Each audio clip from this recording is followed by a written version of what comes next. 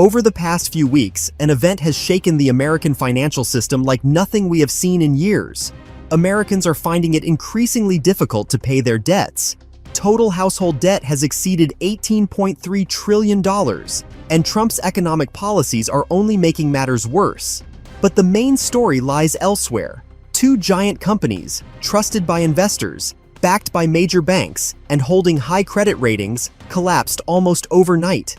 These were not small firms. We are talking about billion-dollar corporations that on paper appeared completely healthy. One even had an AAA rating, a symbol of the safest investment in the world.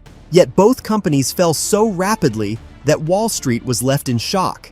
The first collapse was Tricolor Holdings, a company issuing auto loans to borrowers with poor credit histories. It earned money by granting risky car loans and then packaging them into bonds, so-called asset-backed securities. On paper, they looked flawless. Rating agencies even assigned them AAA, assuring there was no risk. Billions of dollars flowed through Tricolor because everyone trusted the rating. But in September, the unthinkable happened. The company missed just one interest payment, and nearly $2 billion in loans were suddenly at risk. Creditors panicked, repossessions began, and now the Department of Justice is investigating Tricolor for fraud. This is no longer just a business mistake, it could be much more serious. If the most reliable company can collapse this quickly, what does it say about the entire financial system? We are effectively witnessing the destruction of the American economy. The system is crumbling in large chunks, and trillions of dollars affecting everyone directly are vanishing due to Washington's irresponsibility and desperate corporate moves. America is drowning in debt, and cracks in the system are turning into chasms. The sudden collapse of Tricolor Holdings is not just the bankruptcy of a single company. It is a signal of how fragile the financial situation has become for millions of Americans. People are buried in loans and bills, and the White House is doing nothing to stop the bleeding. Tricolor owned 65 car dealerships across 6 states, primarily serving Hispanic families denied loans by banks. These were ordinary people who needed cars to get to work and buy groceries. Now the company is bankrupt, leaving billions in unpaid loans. Banks like JP Morgan and Fifth Third are losing hundreds of millions. Wall Street will survive, but the families who trusted Tricolor will lose their cars, money, and credit history. And this is not an isolated case. In 2024, over 1.7 million cars were repossessed, a record for the past decade. Today, 6.6% of borrowers with poor credit are more than 2 months behind on payments. Even people with good credit are starting to fall behind. Young people are suffering the most. Nearly 8% of Generation Z borrowers have missed auto loan payments, showing that staying afloat has become impossible. The reason is simple. The cost of living has spiraled out of control. Researchers say Americans can no longer afford even a minimal standard of living. The average car price has nearly reached $50,000. Loan rates exceed 9% for new cars and 14% for used cars. Insurance has increased 19% in just 1 year. What was once a symbol of freedom has turned into a debt trap, forcing families to choose between keeping a car or buying food and paying for housing. Instead of help, the Trump administration is only making the situation worse. His trade wars and tariffs are pushing car prices even higher. His deregulatory policies allowed companies like Tricolor to thrive. Now, as families lose their cars, the White House remains silent. There is no plan to ease the debt burden, stop repossessions, or curb rising insurance costs. Wall Street will take some hits, but will survive.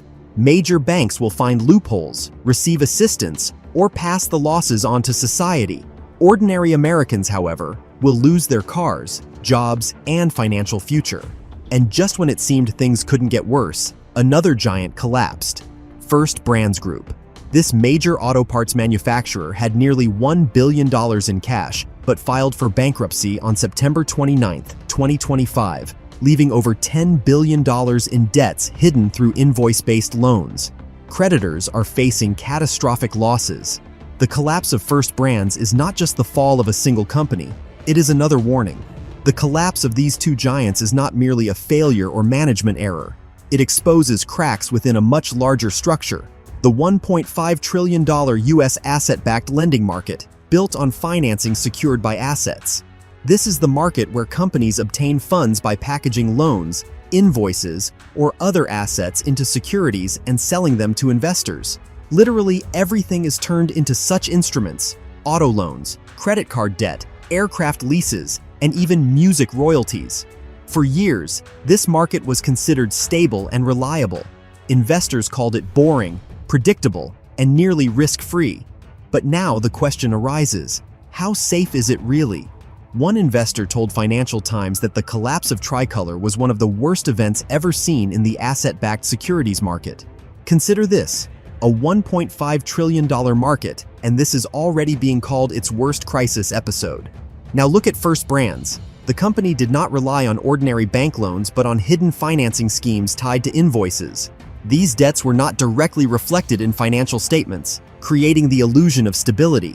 On paper, First Brands looked healthy, with nearly $1 billion in cash. But once the real numbers surfaced, the entire illusion collapsed.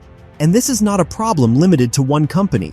If billions in debt can be hidden through invoice-based financing, there are surely dozens of other corporations using the same trick. How much debt is really hidden in the system is crucial. Asset-backed financing has become a key source of money for companies, investors, and consumers. But a single failure can trigger an entire chain reaction. Lenders tighten terms, investors sell securities at a loss, and companies lose access to financing. This process moves quickly, and it appears to have already begun. If this market starts to crumble, the consequences will go far beyond two bankruptcies. We are talking about the potential destabilization of a $1.5 trillion structure that supports a significant portion of the American economy. To understand how we got here, we need to look at who is issuing loans today. After the 2008 crisis, the largest banks scaled back risky lending. Regulators forced them to tighten standards, raise capital, and abandon the riskiest practices. For a time, it seemed the system had learned its lesson, but the demand for credit did not disappear. Companies still needed money, and investors craved returns. Into this vacuum stepped non-bank lenders and funds. Players like Apollo and KKR began filling the niche left by the banks. They built complex financial structures, allowing companies to borrow money while investors earned high profits. Deals became increasingly aggressive, with risks hidden in layers of financial engineering. Rating agencies generously stamped safe, investors chased returns, and everyone pretended the risks had vanished. But the risks did not disappear. They were simply pushed into a less visible corner of the system, where there was less oversight, less regulation, and more danger. The government also played a role in this story. Donald Trump, returning to the White House, promised to put America first. But for millions of American families, his policies meant higher expenses, growing debt burdens, and near impossibility of escaping the credit trap. The country is already drowning in record debts, and his actions only stoke the fire. It is no surprise that under such policies, Americans are finding it harder to pay their debts. But the real danger lies ahead.